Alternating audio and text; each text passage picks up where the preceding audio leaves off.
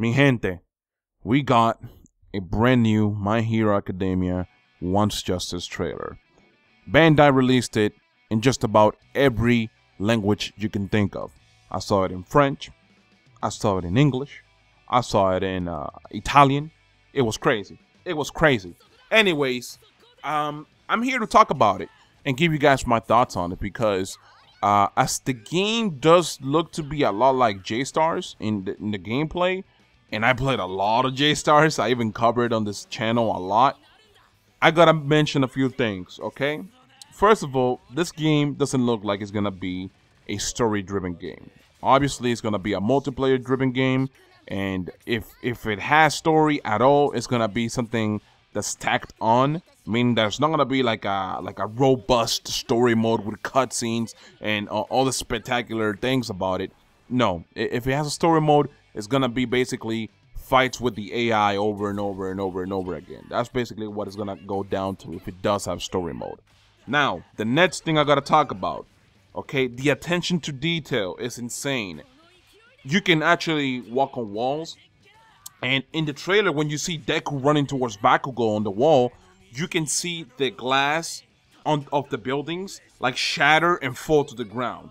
That's pretty fucking cool. Like, it's not the greatest thing, don't get me wrong. It's not like this is something that's revolutionary, but them adding that much attention to detail obviously shows that they care about the game, shows that they have a passion and love for it. So, hey, I'm 100% on board with them adding any little tidbits they can to the game. If it's gonna make the game seem a lot more fleshed out, I'm down for that, okay? The other thing they announced was the sidekick system, which essentially is you can pick 2 support characters to help you on a fight. That's basically all it is. Like, in the trailer, Deku called out Todoroki and froze Bakugo. Then he called out Uraraka, and then she basically made Bakugo float a little bit. And that's basically all it was, okay? I don't know why they have to, like, have it a big fancy name for it. It's literally just, you can have assist characters. That's all it is, okay? Now, with that being said, I'm not hating. I do love that feature. I do like that feature.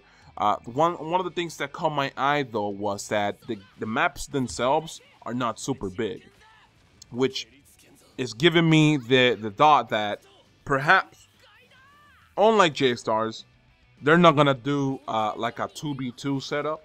They're not gonna have like multiple people fight against each other. It's gonna be mainly like a 1v1, and then they're like each person's gonna have 2 support characters. I really hope that that's not the case, because I would love to have co-op. I would love to have like a tag team battle in this game. I would very much like that. Most of my time was spent doing that on J-Stars, just playing with friends. So I'm hoping that they're able to pull that off. Because the maps are so small, like I mentioned, I don't think it's going to be a possibility. But that's just me speculating, okay? It's not a fact, it's just me speculating. Now, the other thing they talked about was, or they mentioned was, the heroes that have currently been announced. They did a mini showcase of each of the cats that will currently be announced, and that was pretty dope.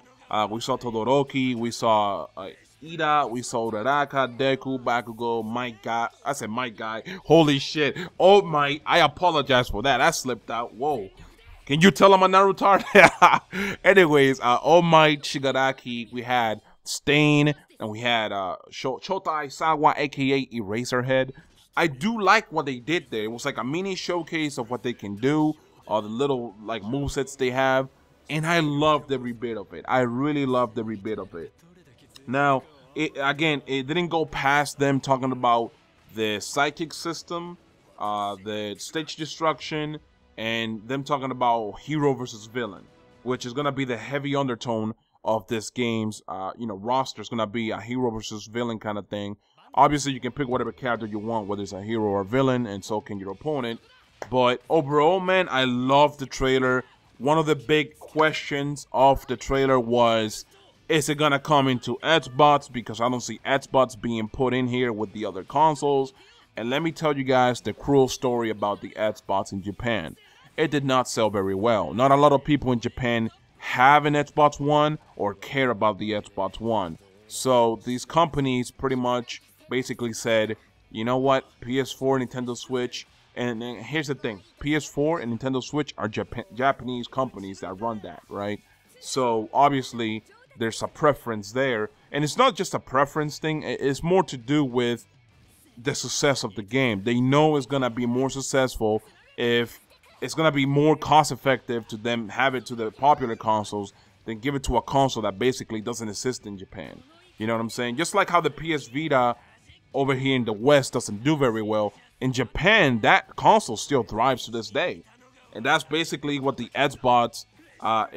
That's basically the condition that the Xbox is suffering right now, but backwards, right? Where in Japan it's not doing too well, but in the West, a lot of people buy the Xbox. So that's basically how it is. Overall, let me know what you guys thought of the video. Let me know what you guys thought of the trailer.